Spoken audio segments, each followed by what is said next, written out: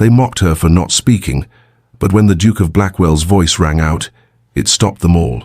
Could a single moment rewrite everything for the silent bride and the most coveted bachelor in England? Welcome back, my wonderful family and friends. If you're enjoying this story, don't forget to hit subscribe and drop a comment letting me know where you're tuning in from. And trust me, you won't want to miss tomorrow's story. So stay tuned.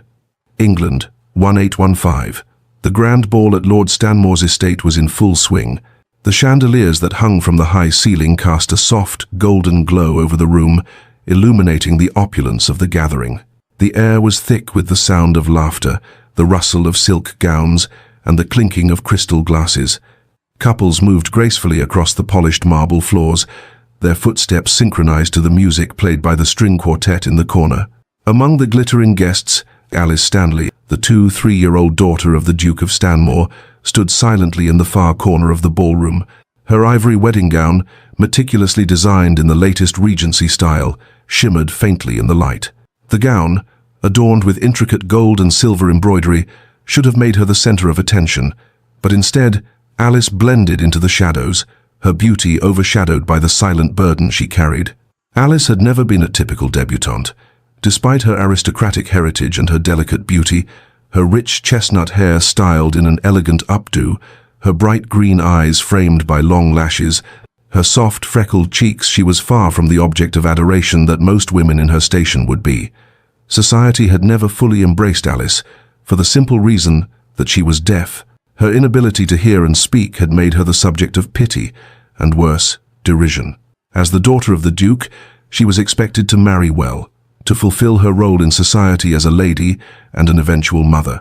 Yet, despite her family's high standing, Alice had never been considered a viable match. She had seen the hopeful glances of suitors that would always turn away, and heard the whispered remarks about her imperfection that followed her like a shadow. A woman who cannot speak is hardly fit for the Duke, they would say. Or worse, what man would choose her? Alice had become accustomed to being invisible, relegated to the background of every ball and social gathering she attended. She moved through life as an observer, her presence often unnoticed unless it was to be mocked. The quiet corners of rooms had become her refuge, where she could watch the world spin by, her fingers grasping the edges of her reality. The gentle hum of conversation, the music of the evening, the rustling of skirts. These were all sounds that Alice could never fully experience, yet she longed to. She longed for a connection, for someone to truly see her beyond her silence. Tonight, however, as Alice stood in the shadows of the ballroom, there was a flicker of hope, however fleeting, that someone might. Her gaze drifted across the room, settling on the couples who danced with perfect synchronicity, each twirl of their bodies a testament to the joy of the moment. She watched them with a quiet longing, wishing she could participate in the dance of life, just as they did. But Alice knew her place. She had long ago accepted that she would never dance. Her world was not one of sound, of music, or of conversations filled with witty banter. Instead, it was a world defined by stillness, by silence, where every word she longed to speak went unheard, every thought she longed to share remained trapped within. Tonight was no different. Alice had dressed carefully, choosing a gown that, by all outward appearances, was fit for a grand occasion. Yet, as she stood in the corner, watching the events unfold around her, she felt the weight of her isolation more heavily than ever. Society viewed her as less worthy, less desirable, less capable. At 23, she was already considered a spinster, a woman past her prime, and for all her family's wealth, her title meant nothing in the eyes of the ton. She was simply the silent daughter of the Duke, a figure of pity rather than one of interest. Her brother, Lord Stanmore, was engaged in animated conversation with one of the older gentlemen from the peerage, and her father was nowhere to be seen. Alice was left to navigate the evening alone, as usual. The whispers about her deafness were not new, but tonight they seemed louder, sharper. "Have you noticed?" came the whispered voice of Lady Caroline Whitmore, a socialite of high standing, though known for her tendency to gossip. Alice could see her through the crowd, hidden behind her fan as she leaned toward a companion. "Miss Stanley has made her appearance again this season. A shame, really. One would think after 2 decades of failure, she might accept her fate with dignity." The words pierced Alice like arrows, but she did not flinch. She stood still, her spine straight, her expression calm. It was a practiced defense, one she had honed over the years. Though the sting of the remark settled in her chest, she chose not to react. She had long ago learned the art of pretending she didn't hear. It was easier that way. A sudden shift in the room caught her attention, and she noticed the Duke of Blackwell George Harold entering through the grand doors. The Duke's presence was enough to make the crowd pause, their attention drawn to him like moths to a flame. At 31, George was one of the most eligible bachelors in England, his title, wealth, and charisma, making him the subject of every matchmaking mother's dreams. He moved with a grace and confidence that commanded respect, his striking appearance only adding to the aura of mystery that surrounded him. His dark brown hair, styled in the latest fashion, framed his strong jawline, and his deep-set eyes, whether blue or brown, depending on the light, held a keen intelligence that seemed to see through people. But what set George apart was not only his appearance or wealth, it was his notorious reputation for rejecting every eligible lady that had been presented to him. He had refused countless proposals, causing society to speculate on his reasons. Many believed he was simply waiting for the perfect match, though none could quite agree on what that might be. As George scanned the room, his eyes briefly met Alice's. It was only for a moment, an instant that seemed to stretch, to linger longer than it should have. Alice's heart skipped a beat, and she quickly looked away, her face flushed. But something in the way George's gaze held hers made her pause. Was it possible that he had seen her, truly seen her, beyond her silence? Or was it merely another passing glance, one that would fade into the many that had come before? George Harold had always lived by his own rules. Raised in the lap of luxury and accustomed to the privileges of his title, he had become disillusioned with the shallowness of society's expectations. His numerous rejections of eligible women had made him a subject of constant gossip, but George was unmoved. The women presented to him were always perfect in beauty, lineage, and accomplishment, but he found none of them interesting. None had captured his heart or piqued his intellect. George was a man of depth, searching for a woman who could not only meet him intellectually, but also challenge him, someone who could see beyond his title and fortune. The ballroom was filled with women who paraded their beauty for the sake of a title, but none of them had ever spoken to him in a way that made him think differently about the world. Tonight, as his gaze fell on Alice Stanley, something stirred within him. For the first time, he saw a woman who wasn't vying for his attention, who wasn't trying to capture his heart through superficial charms. He saw Alice standing alone, a picture of quiet dignity, and in that moment, George felt a connection, a recognition of something rare and precious. She wasn't like the others. Alice's eyes met his once more, and for a fleeting moment, he saw vulnerability, strength, and grace all intertwined. It was as though in the silence between them, there was a conversation that needed no words. The evening continued around them, the music swelling in the background, but for Alice and George, the world had paused. Neither of them spoke, but in the space between them, something had shifted. Something profound had begun to take root, unnoticed by the guests who swirled around them in their own worlds of sound and chatter. For Alice, the idea that anyone, let alone the Duke of Blackwell, might see her for who she truly was, seemed impossible. But in that brief, silent exchange, it felt, for the first time in her life, as though it was within reach. As the evening wore on, Alice stood at the edge of the room, her heart pounding, hoping that perhaps, just perhaps, she was not as invisible as she had always believed. And in the back of her mind, a question lingered. Could this man, the most sought-after bachelor in England, see something in her that no one else had ever noticed? Could he see her not as the deaf, silent daughter of the Duke, but as Alice Stanley, a woman of quiet strength, grace, and dignity? And so, for the first time in years, Alice allowed herself to hope. Chapter 2.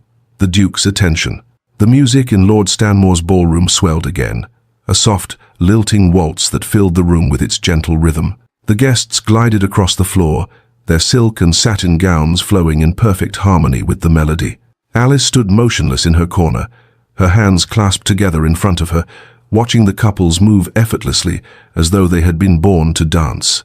Her gaze was drawn to the center of the floor, where the most eligible men and women of London twirled with practiced grace. Alice had often dreamed of participating in such dances, of feeling the music run through her veins as she spun across the room with her partner. But the reality was that for Alice, these grand balls were merely something to observe from the sidelines. She had long given up any hope of finding someone who might see past her silence, someone who would dare to invite her into this world where sound reigned supreme. Her green eyes shifted restlessly as the night wore on, her thoughts moving from one longing to the next.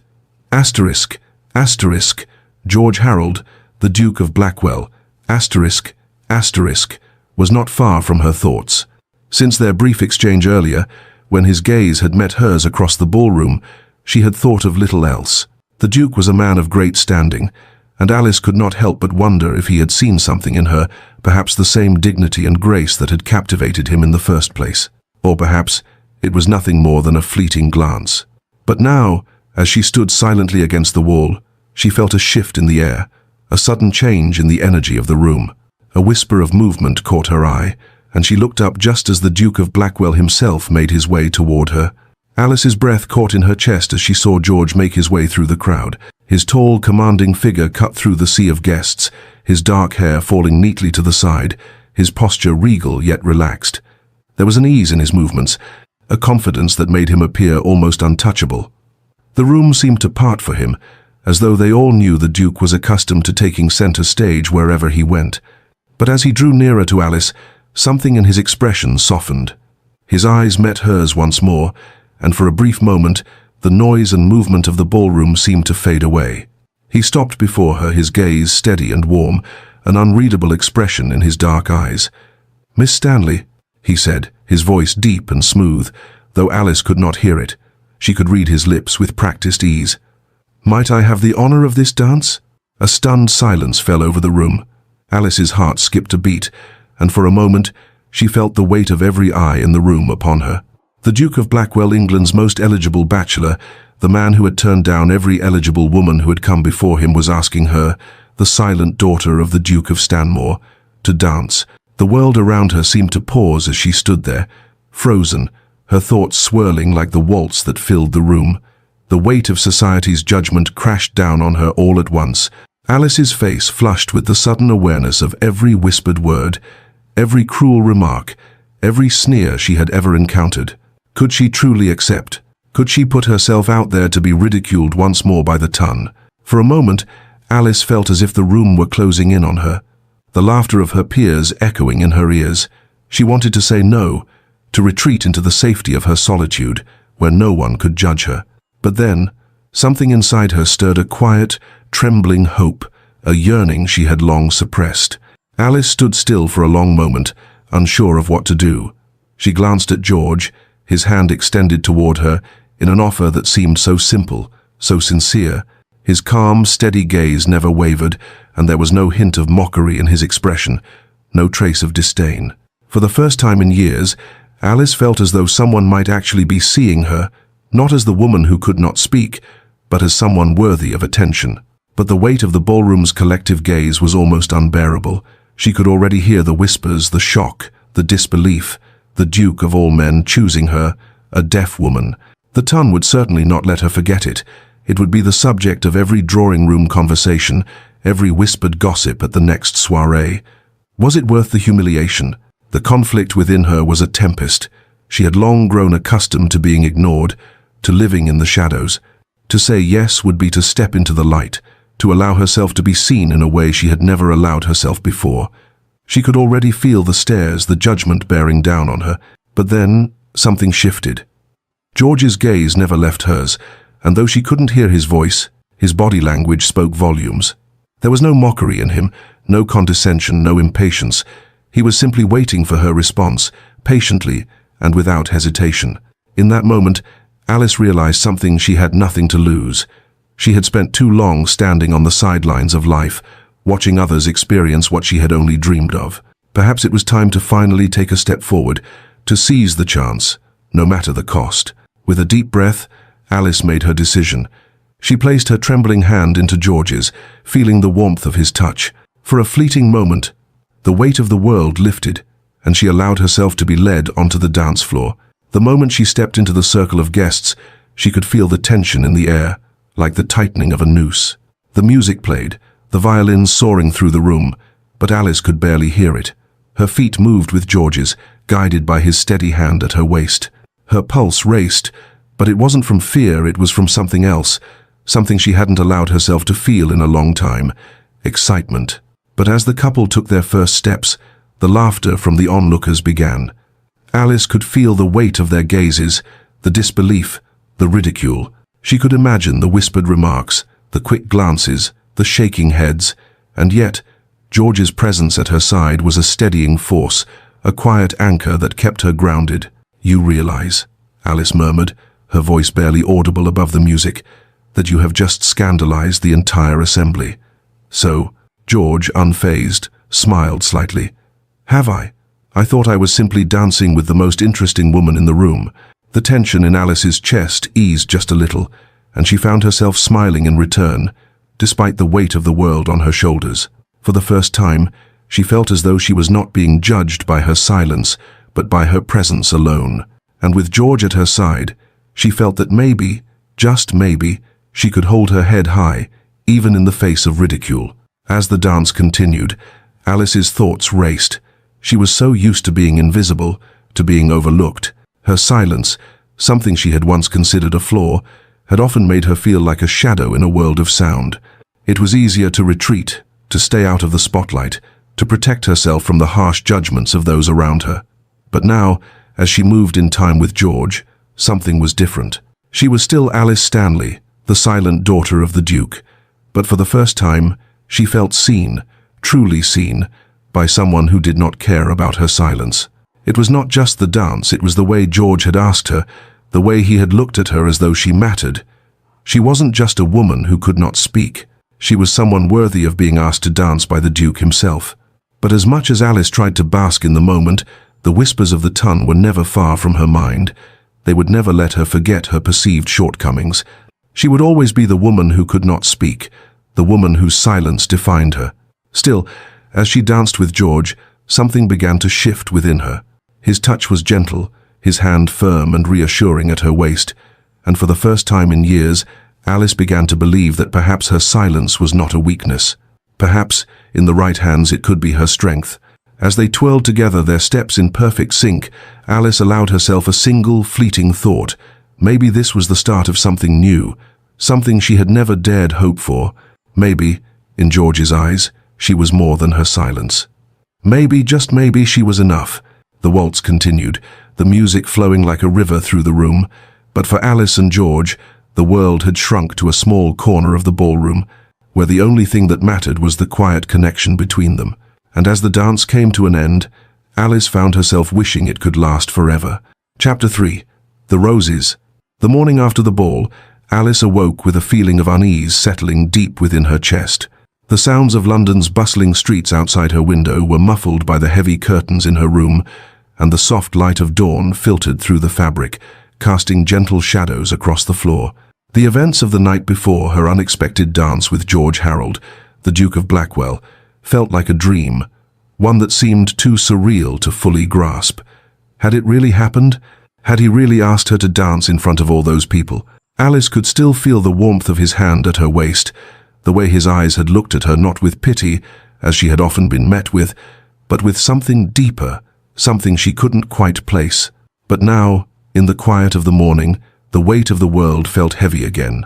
The whispers, the judgment, the doubt, they were all back, hanging in the air like a storm waiting to break. She had always known that society would never fully accept her. She was the silent daughter of the Duke, an outsider in a world that revered beauty, sound, and speech. And yet, George's attention, his kindness, lingered in her thoughts. Alice sighed, rising from the bed and moving toward the large, ornate mirror that stood in the corner of her room. Her reflection stared back at her, pale and uncertain. She could still feel the sting of society's mockery, and yet something inside her stirred a glimmer of hope, however small. A gentle knock at the door interrupted her thoughts. "Miss Stanley," came the voice of her maid. Asterisk, asterisk, Catherine, asterisk, asterisk, through the door. "There is a delivery for you." Alice furrowed her brow. A delivery? Who would be sending her anything this early in the morning? She opened the door, and Catherine stepped in, holding a large vase in her hands. Her eyes widened as she approached Alice, placing the vase carefully on the small table by the window. "Crimson roses, miss. A whole bouquet," Catherine said, her voice tinged with curiosity. "From the Duke of Blackwell, it seems." Alice's heart skipped a beat. The Duke? Why would he send her roses?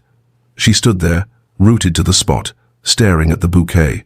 They were the most exquisite roses she had ever seen, rich crimson petals that glowed in the morning light, their fragrance sweet and heady. But it was the note attached to the bouquet that took her breath away. She reached for the card, her hands trembling slightly as she read the words written in a bold, elegant script. Asterisk, to a lady who speaks with more grace than words could ever convey. George Harold, Duke of Blackwell. Asterisk. The words were simple, yet they felt like a weight had been lifted from her shoulders. For the first time in her life, someone had acknowledged not just her silence, but the strength it took to live with it. A sense of warmth spread through Alice's chest, and she felt something she hadn't allowed herself to feel in years: hope. Hope that perhaps she was more than her silence, more than the woman society had relegated to the sidelines. "Is there a mistake?"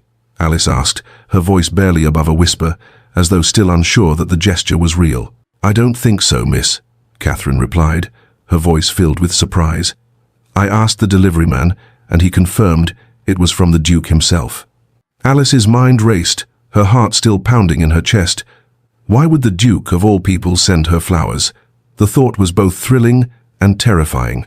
Alice had heard the whispers at the ball, the incredulous remarks, the shocked faces. She knew she was the subject of their gossip, their amusement. But this was different. This was not the Duke's usual detachment, nor was it a simple courtesy. This was something more. The roses didn't just surprise Alice, they shocked her family as well. Her father, the Duke of Stanmore, was seated at the breakfast table when the bouquet was brought to him, still fresh with the scent of the flowers.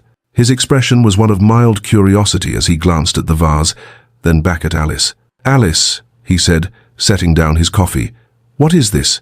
Did you receive a gift?" Alice felt the weight of his gaze on her, but she said nothing, only handed him the card. Her father read it silently, then glanced at her, his brow furrowed. "I presume this is from the Duke of Blackwell?" he asked, his voice carefully neutral. "Yes, father," Alice replied, her voice shaking slightly. The silence that followed was thick, heavy. Her father's sharp eyes studied her, though his face remained unreadable. Finally, he cleared his throat. "Well, this is unexpected." Her mother, Lady Stanmore, who had been busy arranging the morning tea, looked over with a raised eyebrow. "Crimson roses, no less," she said, her voice laced with suspicion. "The Duke does not send flowers to just anyone." Alice lowered her gaze, suddenly feeling as though she were under a microscope. "It was a kind gesture," she replied softly, trying to explain the inexplicable. "A kind gesture?" Her mother's tone was sharp. "Alice, the Duke is one of the most sought-after bachelors in the kingdom. His attention to you, his public display of interest will cause a stir. Do you understand the implications of this?" I didn't ask for it," Alice murmured, her gaze falling to the floor. "I'm sure you didn't," Lady Stanmore replied, her voice dripping with condescension. "But it seems, my dear, that you are not the only one who has noticed your silence." Alice's face burned with embarrassment. She could feel her mother's judgment, the subtle mockery in her words. She had long been the subject of her family's disappointment, their frustration that she could not fulfill the role they had so carefully crafted for her in society. A daughter who could neither speak nor marry into an advantageous match was seen as a failure, no matter how dignified her silence. "What did he mean by grace?" her father asked, his voice softer now, though still filled with the weight of expectation. "I believe he means that my silence, though it may seem a flaw to others, is something I carry with dignity," Alice said quietly, though she was unsure of how to explain herself further. The words felt foreign on her tongue, and yet they were the truth. She had lived her entire life in a world where silence was seen as weakness, but in that one note, George had given her something she had never had: validation. Her father didn't respond immediately. Instead, he glanced at the roses again, then set the card down on the table. "You will need to be careful, Alice. Society is watching. The Duke's attention will not go unnoticed. Across town, **, George Harold, Duke of Blackwell sat in his study, a glass of brandy in hand as he stared at the fire crackling before him. The gesture of sending the roses had been impulsive, but something about Alice Stanley had stirred him in ways he hadn't expected. He had spent most of his life avoiding marriage, rejecting the perfect matches presented to him by his family, his peers, and society at large. But with Alice, it was different. She had been so poised, so graceful at the ball. Despite her silence, she held herself with an ease that no other woman seemed to possess. There was a quiet dignity about her that was rare, and George found himself drawn to it, almost helplessly. For weeks now, George had observed Alice from afar, but he had never quite known what it was about her that captivated him. She wasn't the most beautiful woman in the room. There were many women more stunning than she, more fashionable, more well-spoken. Yet Alice had something that made her stand apart, something he hadn't been able to define until now. As he sat there, contemplating his feelings for Alice, George realized that what drew him to her wasn't her outward beauty, but her strength. Her silence, which so many saw as a flaw, had become her greatest strength in his eyes. She moved through a world that demanded words, demanded performance, and yet she remained herself quiet, composed, and unfaltering. That strength, that quiet grace was something he could not ignore. And so, in a moment of clarity, George knew that he had to see Alice again, to make sure she knew he saw her for who she truly was, not the silent daughter, but a woman of quiet power, deserving of far more than society had ever given her. For once, George Harold was not interested in what society thought. He was interested in Alice Stanley, and he would not let her go unnoticed any longer.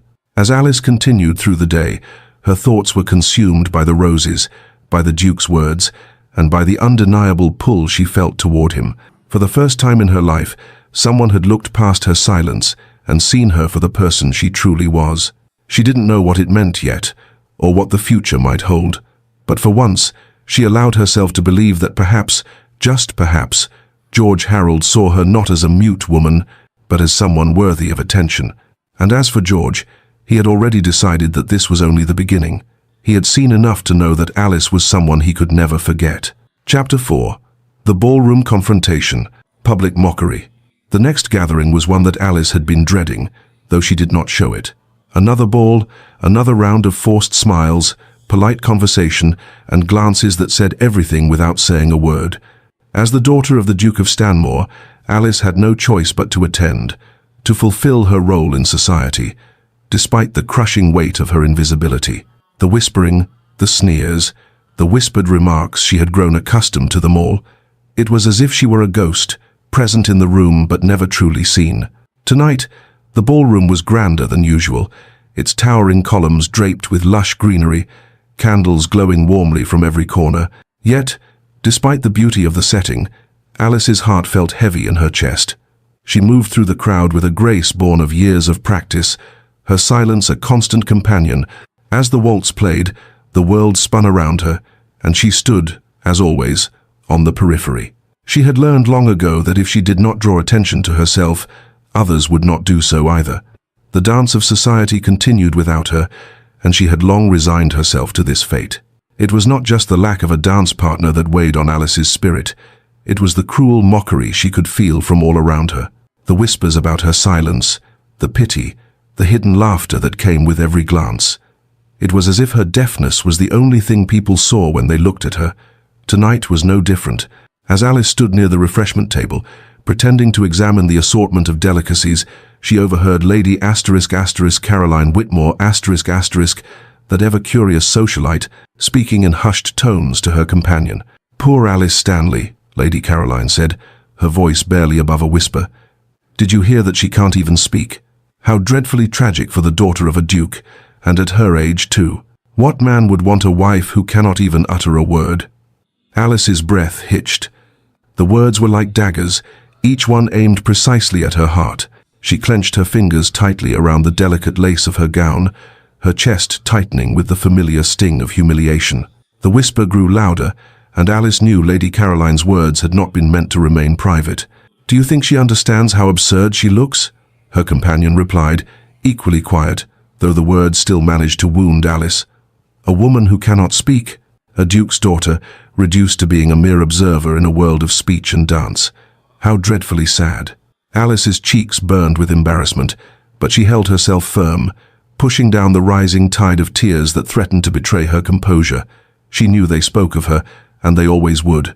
Her silence had become her greatest flaw in the eyes of society, an imperfection that no amount of grace or dignity could ever erase. The music seemed to mock her as the waltz continued to play, a reminder of what she could never participate in.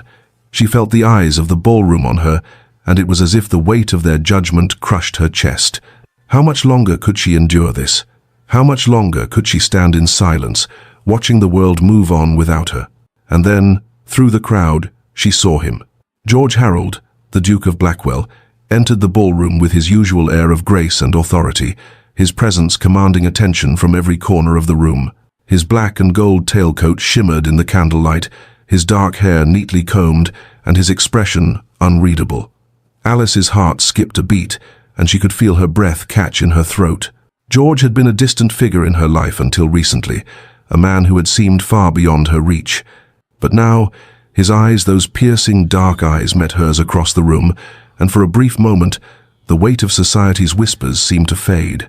There was something in his gaze, something that made Alice feel for the first time in her life that perhaps she wasn't invisible.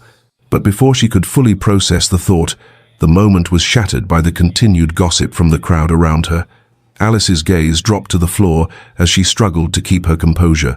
She felt as though she were drowning in the sounds of mockery and judgment. She tried to step away, to retreat into the quiet corners of the ballroom where she could escape their scrutiny. But fate had other plans. As she made her way toward the edge of the room, she suddenly heard a deep voice, strong and commanding. "Miss Stanley," George Harold's voice rang out, cutting through the noise of the ballroom. Alice froze, her body stiffening at the sound of his voice. She slowly turned to face him, her heart pounding in her chest. He stood before her, his eyes fixed on her with an intensity that made her breath catch. "Would you do me the honor of a dance?" George asked, his gaze unwavering. A stunned silence fell over the room. The murmurs died down, replaced by sharp intakes of breath and curious glances. Alice's heart raced. This was no ordinary request. This was the Duke, the most sought-after bachelor in England, asking her, a woman who could not speak, to dance. Alice opened her mouth to decline, to make some excuse, but the words caught in her throat. She wanted to say no. She wanted to retreat into the shadows, away from the gaze of the ton. But something in George's steady gaze, something in the calmness of his demeanor, made her hesitate. With a deep breath, Alice placed her trembling hand in his. She felt a shiver run through her, and though she couldn't hear the music, she knew what was about to happen. The room held its collective breath, and the Duke of Blackwell, known for his refusal to dance with anyone, was now leading Alice Stanley, silent, unspoken, and misunderstood, onto the dance floor. As they took their first steps together, Alice could feel the weight of every eye in the room upon her.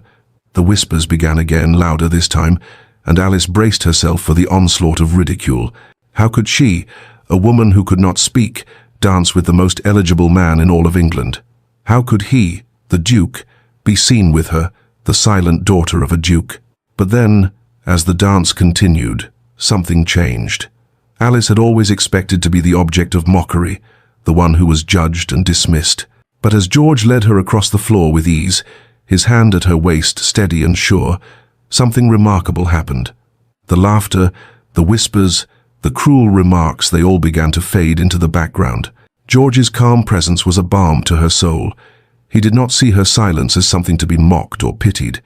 He saw her, truly saw her, as a woman who could dance without speaking a word, who could move through the world with grace and dignity, despite the limitations placed on her by society.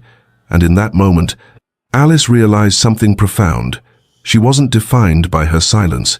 She wasn't defined by what others thought of her. She was defined by who she was inside, by the strength that had carried her through years of judgment and isolation.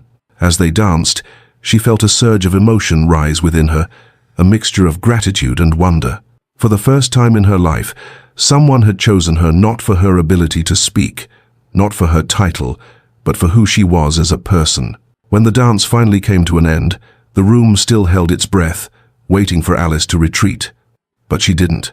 For the first time she stood tall, her heart no longer burdened by the weight of the ton's expectations. George had defended her with his actions, and in doing so, he had given her something far more valuable than a dance.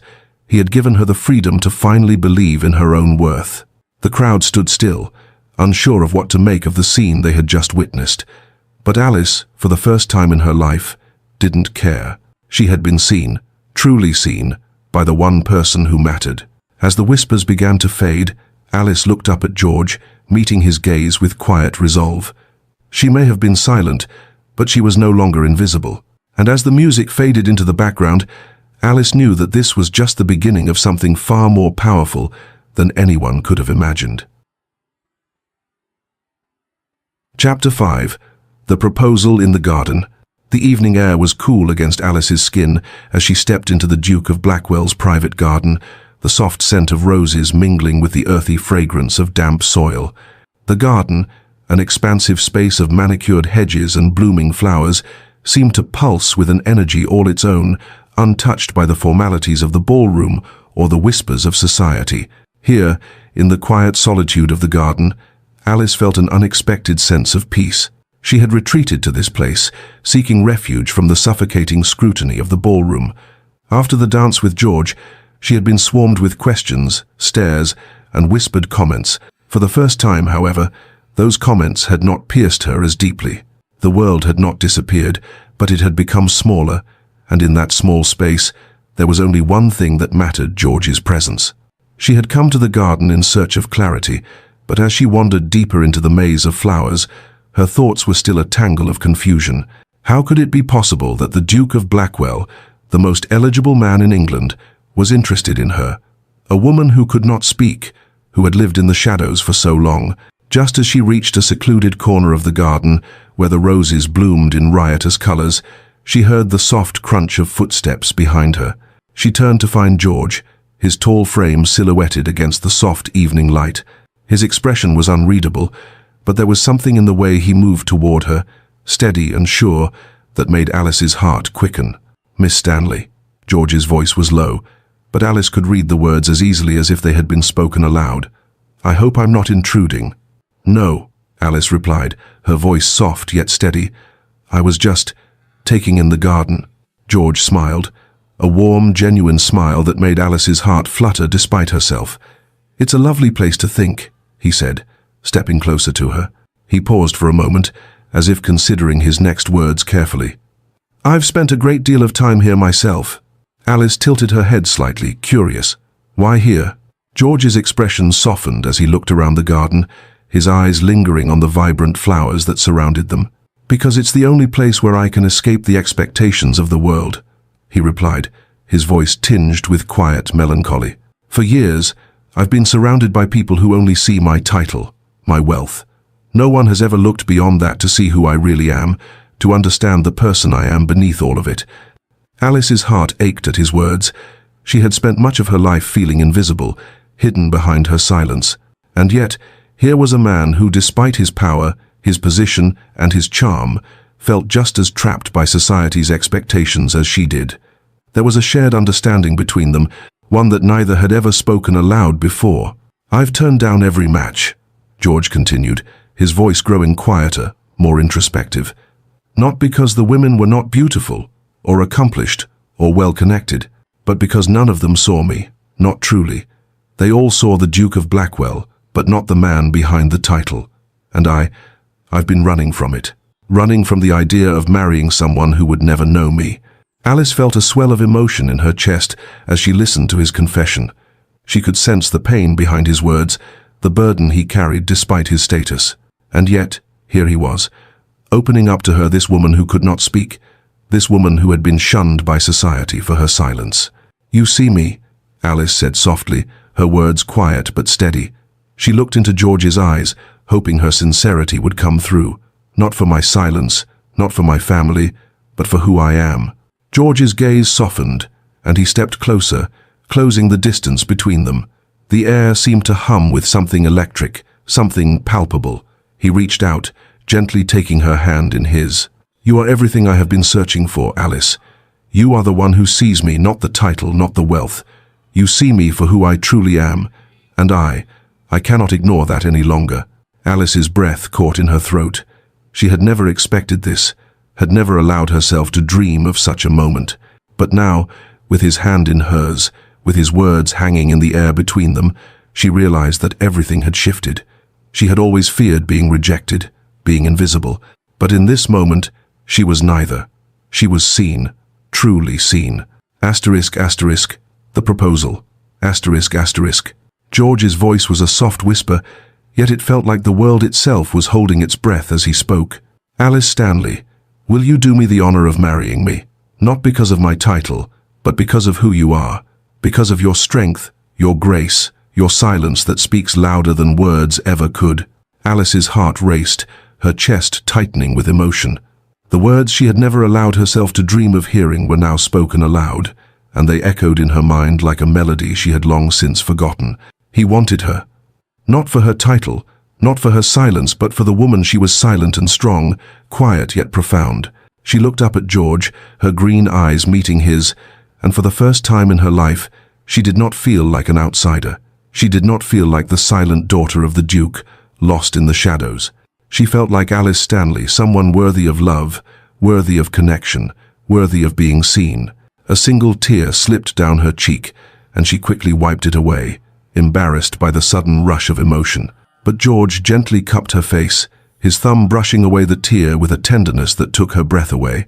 "Say yes, Alice," he whispered, his voice hoarse with emotion. "Say yes, and make me the happiest man in the world." Alice swallowed hard, her thoughts racing. She had always feared that love would never find her, that her silence would forever stand between her and the world. But in George's arms, she realized that love didn't need words. It didn't need the validation of society. It only needed truth. "Yes," she breathed, her voice soft but firm. "Yes, George, I will marry you."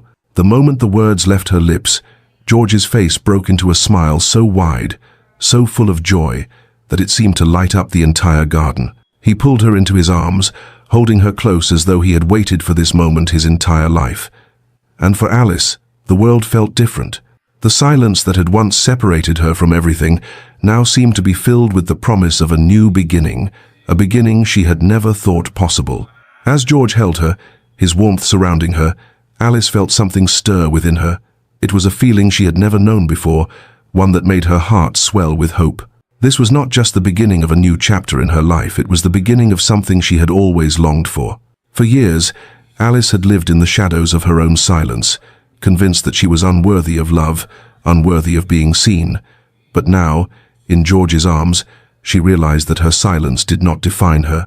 It was her strength, her grace, her ability to hold herself with dignity despite the harshness of the world. And in George, she had found someone who saw her for who she truly was, someone who loved her not in spite of her silence, but because of it. "I've never known what it is to truly be seen," Alice whispered, her voice shaky with emotion. "But now, I understand. I understand what it means to be loved, to be accepted." George kissed her forehead, his lips lingering against her skin as he spoke softly. "You are everything I have ever wanted, Alice. You are my heart, my soul, my future, and I promise you, I will never make you feel invisible again." As the two of them stood there in the quiet of the garden, surrounded by the scent of roses and the gentle rustling of leaves, Alice realized that this was not just a proposal. It was a promise of a love that would defy society's expectations, a love that would survive in silence and strength. And in that moment, Alice knew that her life was about to change forever. She was no longer the silent daughter of the Duke of Stanmore. She was Alice Stanley, the woman who had been seen, the woman who had been loved, and the woman who had found a new beginning with the man who cherished her for everything she was. The future, once a distant dream, was now within reach, and Alice could not wait to embrace it. Chapter 6. The Wedding and Public Reaction. The days leading up to Alice's wedding to George Harold and the Duke of Blackwell were filled with both excitement and quiet trepidation. While the prospect of marrying George, a man she had come to love and trust deeply, filled her with warmth and joy, there was still a shadow that lingered, one cast by society's judgment. The world, with all its expectations and rules, would never quite let her go, and as the wedding day drew nearer, Alice could not shake the feeling of being an outsider in her own life. Alice paced the floors of her chambers, her eyes occasionally drifting to the windows that overlooked the carefully manicured gardens of her father's estate. The room was beautiful, filled with soft silks, fine wood, and delicate lace, but Alice could hardly focus on the details of her surroundings. The gown she had chosen for the ceremony, a regal creation of ivory, satin, and lace, lay across the bed, awaiting the moment when it would transform her into a bride. But in the stillness of the room, Alice's thoughts betrayed her. She had always been the silent daughter of the Duke, marked by her deafness, always set apart from the world. And though George had shown her love, sincerity, and kindness beyond measure, Alice feared that no amount of affection could shield her from the harsh whispers of the ton. The thought of their eyes on her, their judgment, lingering as they watched her marry the most eligible bachelor in England, a woman of silence, still unsettled her. For years, she had been invisible in society's eyes, relegated to the corners of rooms, never considered a worthy partner for any man, let alone one with such a prominent title as George. Now, she was to be the center of attention at a wedding that would be talked about for years. The audacity of the union, a duke marrying the silent daughter of a duke, a woman who could not speak, whose place in society had always been questioned, would be impossible for society to ignore. She sat down at the vanity, her fingers lightly brushing the delicate combs and pins that would adorn her hair. Her reflection in the mirror was a mixture of excitement and doubt, her bright green eyes searching her own face as if for the answers to questions she could not yet voice. The truth was, Alice had spent so long hiding from the world, so long convincing herself that she was unworthy of love or recognition, that this moment felt almost unreal. How could it be that someone like George Harold a man who could have anyone, had chosen her? A soft knock at the door interrupted her thoughts, and Alice's maid, Catherine stepped inside. She smiled at Alice's troubled expression, her eyes soft with understanding. "Miss Stanley," Catherine said gently, "your grace is waiting. The carriage will be here shortly." The mention of George made Alice's heart race. His unwavering support, his belief in her when no one else had, was the reason she could stand here today, about to become his wife. George had never once made her feel less than she was. In his eyes, she had always been enough. He had shown her the truth. Her silence was not a weakness, but a strength that he admired. Alice stood, her heart settling as she took a deep breath, straightening the lace veil that hung from the mirror. With one last glance at her reflection, she felt ready. She might have been unsure of what society would think, but she knew this. She had found someone who saw her for who she was, someone who valued her far beyond the limitations the world had placed upon her. That thought, more than anything, gave her the strength to face the day. The ceremony was held at St. George's Chapel, a breathtakingly beautiful church, where the walls seemed to echo with the voices of past generations. The grand doors stood open, allowing the soft light of the morning sun to spill in, bathing the pews and stained glass windows in a warm, golden hue. The church was filled with flowers, the scent of roses and lilies heavy in the air. The air itself seemed to hold its breath, the stillness before the union, adding to the grandeur of the moment. Alice had never been one for grand displays, but as she stood at the altar, her arm looped with her father's, she felt a sense of calm wash over her. She knew that this was the moment that would change everything. Today, she was no longer the silent daughter, no longer the woman defined by the limitations of her silence. Today, she was Alice Stanley, the bride of George Harold, the Duke of Blackwell. Her father's grip on her arm was strong, though she could feel the weight of his uncertainty. The Duke had always been a man of tradition, a man who valued the expectations of society. Alice knew he was apprehensive about the union, unsure of how their peers would receive it. Though he had never voiced it directly, she could feel his concern in the way he held her arm with almost protective fervor. As they reached the altar, Alice's gaze drifted toward George standing tall and regal in his dark tailcoat, his expression unreadable. His eyes met hers, and in that instant she saw something in him, a quiet understanding, a certainty that made her breath catch. This was not just a union of title, of family names and societal expectations. This was a union of hearts, of two people who had seen each other in the quietest of ways and had chosen one another despite all odds. The ceremony began, and Alice's heart swelled with emotion as the priest spoke the vows that would bind her to George for the rest of her life. The soft murmur of voices around her seemed distant, like a dream that was out of reach. It was just her and George, and the world outside of that moment faded away. "Do you, George Harold, take Alice Stanley to be your lawful wedded wife?" the priest asked. George's voice was strong, his words clear as he replied, "I do." Then, it was her turn. "Do you, Alice Stanley, take George Harold to be your lawful wedded husband?" the priest inquired. Alice's heart thundered in her chest. For a moment, she was still, her mind racing with the weight of the moment. She had always feared that she would never be enough for anyone, that her silence would keep her from experiencing the love she had always longed for. But now, standing here before George, she realized that her silence was not a barrier to love. It was the very thing that had brought them together. With a deep breath, Alice nodded, her lips forming the words she could not speak. "I do." The ceremony continued, and when George placed the ring on her finger, Alice felt as though the entire world had shifted beneath her feet. This was her new beginning. This was her truth, and in George's eyes, she had found the home she had always sought. The reception that followed the ceremony was grand, held in the Duke of Stanmore's estate, and guests poured in from all over London to witness the union. The ballroom was filled with opulent decorations, laughter, and clinking glasses. Alice, in her delicate gown of ivory, satin, and lace, stood beside George, her heart still racing from the whirlwind of the ceremony. But as much as Alice had hoped to escape society's gaze, she could feel it weighing on her.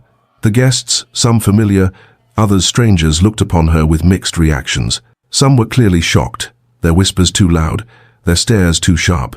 Others seemed impressed by George's bravery in choosing her, the woman who had long been cast aside by society.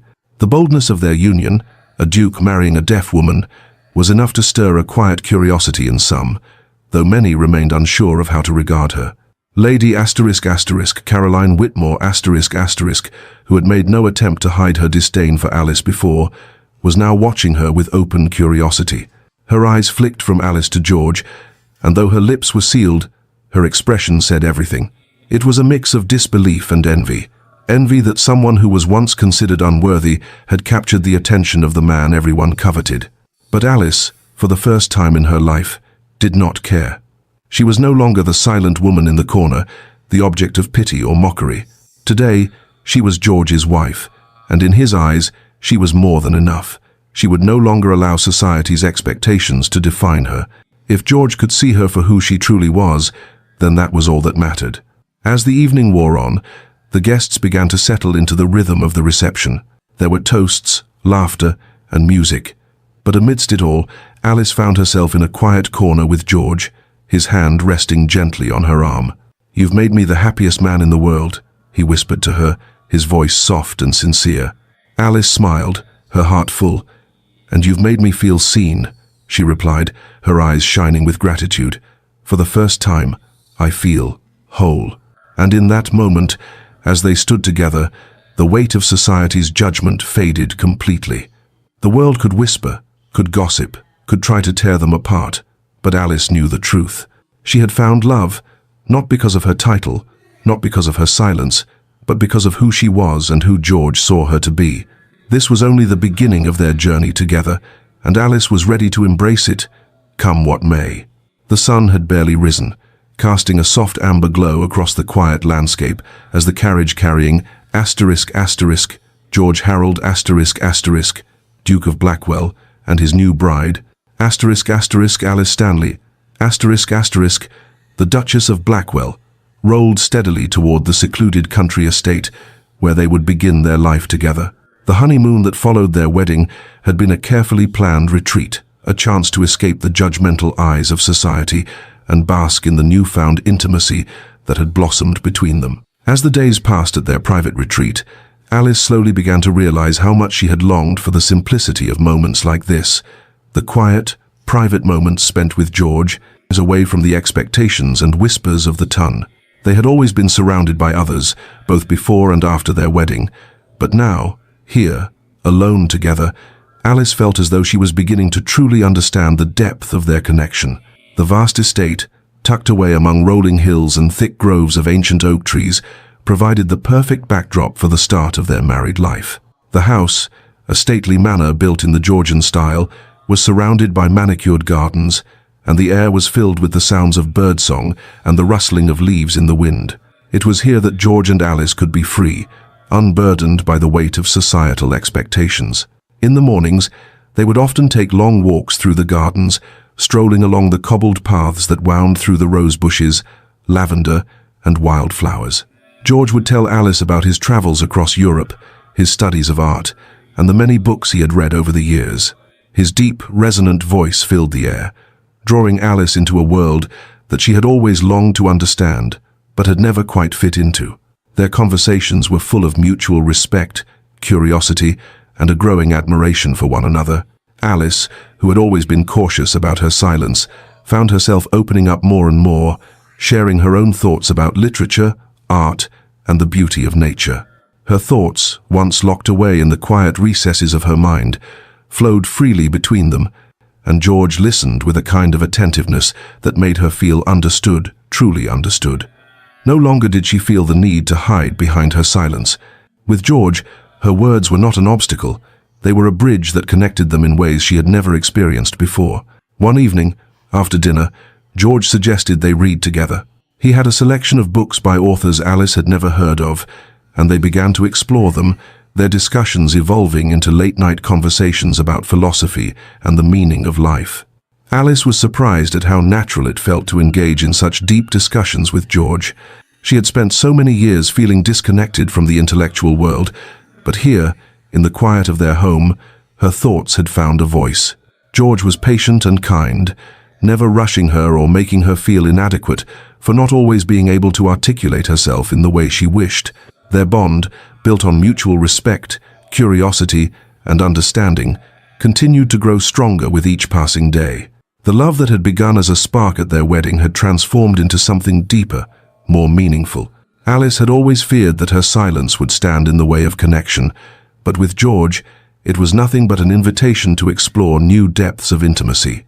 As their honeymoon period slowly gave way to the routine of married life, Alice and George returned to London.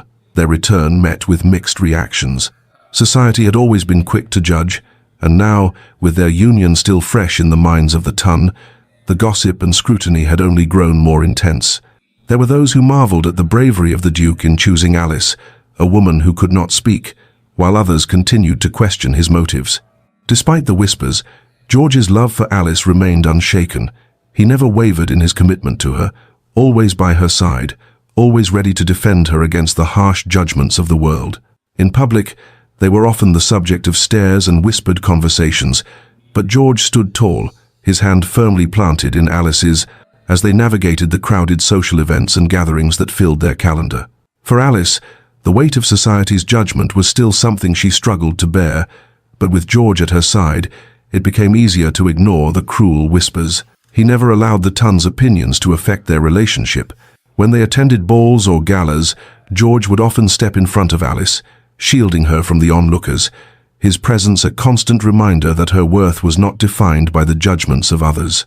Alice, too, began to find peace in her new role as the Duchess of Blackwell The title itself had always felt like a distant thing, something that had belonged to another woman in another life. But now, as George's wife, she was beginning to embrace the responsibilities that came with it. Even if society's expectations weighed heavily on her, she no longer had to hide behind her silence. The Duke had shown her that she could be both strong and silent, and that her value was not in what she could say, but in how she lived and loved. The couple spent their days in quiet companionship, with Alice attending to her duties as the Duchess, hosting charity events, and spending time with George. While their marriage had initially caused a stir, the ton began to see the depth of their connection, and slowly, the whispers began to quiet. Alice had always feared that her silence would keep her from experiencing the love and respect she longed for, but George had proven that love didn't need words. His unwavering support gave her the strength to face the judgment of society with dignity and grace. And as the days passed, Alice realized that she was no longer the woman who had feared rejection. She was the Duchess of Blackwell a woman who had found love not in spite of her silence, but because of it. Their first public appearance as a married couple was at a grand ball hosted by Lady Caroline Whitmore, the same woman who had once spoken so cruelly about Alice's silence. The night was filled with laughter and music, the glittering gowns of the ladies and the immaculate suits of the gentlemen casting a dazzling display in the candlelight. As Alice and George entered the ballroom, all eyes were immediately drawn to them. Some were filled with curiosity, others with disbelief, but none could deny the quiet power of their connection. Alice, dressed in a stunning gown of soft lavender silk with intricate lace detailing, felt the weight of the room's gaze. It was strange, walking into a room that was both familiar and foreign. She had been here before, but never as the Duke's wife, never as the object of such scrutiny. But as she looked up at George, standing tall beside her, his eyes steady and unflinching, she knew that she was not alone. George guided Alice through the room, and as they approached Lady Caroline Alice could feel the woman's eyes narrow with surprise. There was a moment of tension, an electric charge in the air, but George's hand tightened around hers, and he stepped forward with the confidence of a man who had nothing to prove. "Good evening, Lady Whitmore," George said, his voice warm but firm. "I trust you are well?" Lady Caroline's lips curled into a tight smile, though her eyes betrayed a hint of discomfort.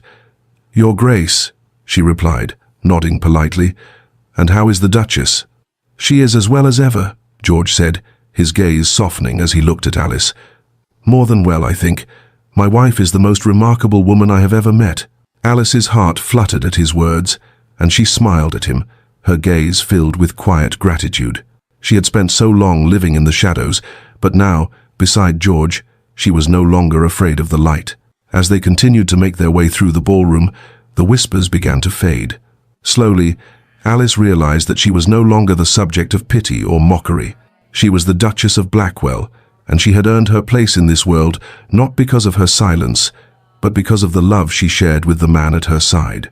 In the days and weeks that followed, society's judgment softened. The couple's bond, forged in the quiet moments of their honeymoon and strengthened by the love they had for one another, became a quiet rebellion against the expectations placed upon them. They had created something that no one could take away, a love that was not defined by titles or opinions, but by the strength of their connection. And in the end, Alice realized that the world's scrutiny no longer mattered. She had found her place beside George, and nothing, no whispered remark, no judgment from the tongue could take away the love they shared. The honeymoon period may have ended, but the journey they had begun together was just beginning, and Alice knew that with George by her side, there was nothing they couldn't face. Chapter 8. The birth of their child. The early days of Alice's marriage to George Harold Duke of Blackwell, had been filled with quiet joy. Their bond, solidified by a love that had defied societal norms, had deepened as the months passed. Yet, despite the peace that had settled into her life, there lingered an undercurrent of fear that she was somehow still the woman who didn't quite fit into society's neat little boxes. One morning, while walking through the Duke's private library, Alice paused in front of a mirror. She had become accustomed to her new life, to the title she now held, and to the love she shared with George, but there was something else, a quiet, deep feeling of change. It was then that she noticed the subtle shift in her body. Her dress, once comfortably loose, now clung more tightly to her waist.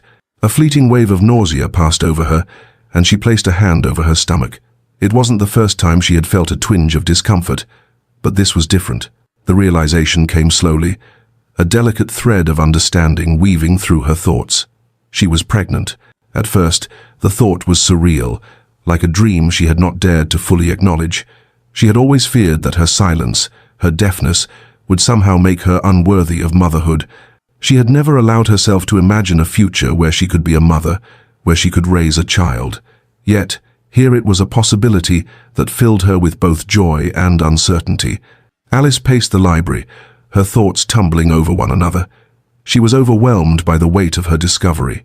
The society she had always feared would view her pregnancy with skepticism, especially at her age.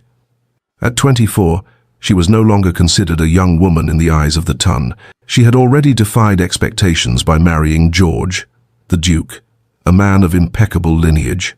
But now, As a woman of quiet strength and dignity, she wondered if she would ever be able to escape the judgment of society. Would they see her pregnancy as an inconvenience, a flaw, another mark against her because she had waited too long to experience such a joy? As Alice continued to pace, her heart heavy with worry, she heard the familiar sound of George's footsteps in the hall. He entered the room, his face soft with concern, his eyes searching hers. "Alice," he said, his voice gentle, "what's troubling you, my love?" Alice turned toward him, her heart a tangle of emotions. She had always trusted George with her fears, but this was different. She hesitated, unsure how to voice the thoughts that had been plaguing her mind since she realized she was pregnant. I think I might be pregnant," Alice finally said, her voice trembling slightly as she spoke the words out loud. George's expression softened instantly, his eyes warm with understanding. He crossed the room quickly, taking Alice's hands in his. "Alice," he said softly, his voice steady, "this is wonderful news. Why do you look so worried?" Alice's heart pounded, but she forced herself to meet his gaze. "I'm happy, George. Truly I am. But I'm also terrified. I'm not sure how society will react. They already see me as the woman who's different, who doesn't fit into their expectations. Now, with this, I fear they'll only judge me more. They'll say I'm too old or that I'm somehow not worthy of motherhood because of my silence." George listened in silence for a moment before gently cupping Alice's face in his hands. His touch was warm, firm, and reassuring. "Alice, listen to me," he said, his voice filled with unwavering sincerity. "You are more than enough. Our child will be a blessing times our times blessing. I don't care what society thinks or says. They can question our marriage, our love, but they cannot take away our happiness. I love you, Alice, and I will love our child no matter what. There is no one else I would want to have a family with than you. You are strong, you are capable, and you are exactly what our child needs." Tears filled Alice's eyes as she looked up at George, overwhelmed by his words. She had always feared that her silence would make her less than others, but here, in this moment, with George by her side, she realized something she had never allowed herself to believe before. She was worthy. Her silence was not a barrier, it was a part of who she was, a part that had shaped her into the woman George loved. For the first time, Alice allowed herself to feel the joy that had been bubbling inside her. She was not only loved, she was seen, and the life she was about to bring into the world would know nothing but that same love and acceptance. The months that followed were a whirlwind of preparations, but amidst the excitement, Alice could not shake the lingering worry that society would continue to scrutinize her, that they would judge her for her age and her silence. Yet, with George's unwavering support, she grew stronger with each passing day. When the time came, Alice found herself surrounded by the warmth and comfort of her home at Blackwell Manor. The house, filled with the scent of lavender and roses, was peaceful, a stark contrast to the chaos of her thoughts. She had prepared herself for this moment, but nothing could truly prepare her for the pain and the anticipation that filled her heart as the first contractions began. George was with her every step of the way. He never left her side, his presence a constant source of comfort. He held her hand through each wave of pain, whispering reassurances in her ear, telling her how strong she was, how proud he was of her. Alice clung to his words, feeling the love and devotion that had always been there, steady and constant. And then, after what felt like an eternity, their son was born. "James Edward Harold," George whispered, tears in his eyes as he cradled their son in his arms for the first time. "Our son." Alice gazed at the tiny face of their newborn son, her heart swelling with a love she had never known. The baby's eyes fluttered open, and for a brief moment, Alice saw in him the same strength she had seen in George. He was perfect, strong and healthy, a symbol of their love and resilience. As Alice held their son in her arms, a wave of relief washed over her. The world outside, with its judgment and its whispers, seemed distant. In this moment, there was only love. Love for George, love for their son, and love for the life they had built together. The news of the birth spread quickly through London, and with it came a mixture of reactions. Society, always quick to judge, had been silent at first. The whispers began. Of course, some still doubted their union, still questioned the legitimacy of their marriage. But as the weeks went by, something changed. Alice was no longer the silent daughter of the Duke. the woman who had been rejected by society for her differences. She was a mother, a wife, and a woman who had proven that love could conquer the constraints placed on her by society. The birth of James Edward Harold, the Duke's son and heir, silenced many of her critics. The child was healthy and strong, and in the eyes of the ton, he was proof of Alice's worth. Even Lady Caroline Whitmore who had once been so critical of Alice, couldn't help but be impressed. At a gathering a few weeks after James's birth, Alice overheard Caroline speaking with one of her friends. "Well, I must admit," Lady Caroline said, her voice carrying in the quiet corner of the room, "the Duke's son is quite a beautiful baby. And Alice, well, she's managed to do what many thought impossible. I can't say I understand it, but I suppose she is more than I gave her credit for." Alice, though still unused to the attention, felt a quiet satisfaction in hearing those words. For the first time, society was beginning to accept her not as the silent woman who had no place in their world, but as a woman who had forged her own path. And for George, this moment was a triumph. He had always known that Alice was more than her silence, that she was more than the world had made her out to be. Their son James was a living testament to that truth. In the nursery, Alice and George stood together, watching as the nurse settled their son into his crib. James's small hand curled into a fist, his tiny fingers grasping at the air as if reaching for something just out of reach. Alice's heart swelled with love, and she turned to George, her eyes filled with gratitude. "We did it," she whispered, her voice trembling with emotion. George kissed her forehead, his hand resting gently on her shoulder. "Yes, we did. And I will always be here, Alice. For you, for him. Always." And in that moment, surrounded by their son and the love they had created together, Alice knew that her silence was no longer a barrier. It was a part of who she was, strong, resilient, and capable of so much more than society had ever imagined. The world had doubted her. It had doubted them. But now, with their son in their arms, Alice and George stood victorious. Together, they had created a family, a love story that had defied expectations. And in doing so, they had proven that the greatest strength of all was simply being true to oneself. And as they stood together, watching their son sleep peacefully, Alice knew that this was just the beginning of the life they would build, a life full of love, laughter, and the joy of raising a family built on the foundation of unwavering trust and devotion. Chapter 9. A New Legacy. The sun was setting over the sprawling grounds of Blackwell Manor casting long shadows over the manicured lawns and gardens that had become the backdrop to Alice's new life. It had been several years since that first moment she had entered the world as George Harold's bride, a silent woman caught in the harsh whispers of society's judgment. The world, once so unkind, now seemed to embrace her not for what she had been, but for what she had become. As she stood on the terrace of the manor, watching the final rays of daylight spill across the horizon, Alice could not help but marvel at the transformation that had taken place in her life. She had once been the daughter of the Duke, a woman relegated to the background, a figure of pity in the eyes of the ton, with her silence defining her every action. But now, she was Alice Harold the Duchess of Blackwell, a beloved wife and mother, respected by those who had once scorned her. She turned her gaze toward the family portraits that adorned the walls of the grand hall. There were the faces of George's ancestors, ancient dukes and duchesses, their stern expressions frozen in time. And then, beside them, was their family portrait, the portrait of Alice, George, and their son, James Edward Harold, In the portrait, Alice stood tall and confident, her arm draped around George's, and their son nestled between them, his small hand resting on George's shoulder.